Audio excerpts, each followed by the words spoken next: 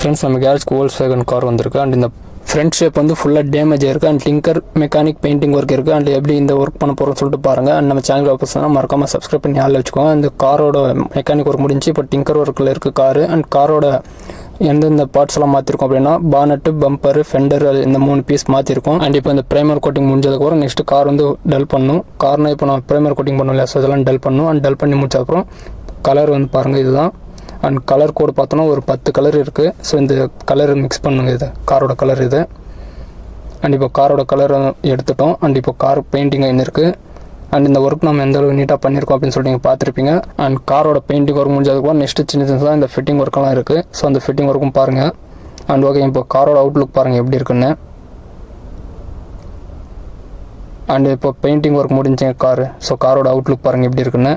And நீங்கள் car ஓட்டுறீங்கன்னா கொஞ்சம் பார்த்து இந்த சேஃபாக ஓட்டுங்க. அடுத்த வீடியோவில் பார்க்கலாம். பாய்.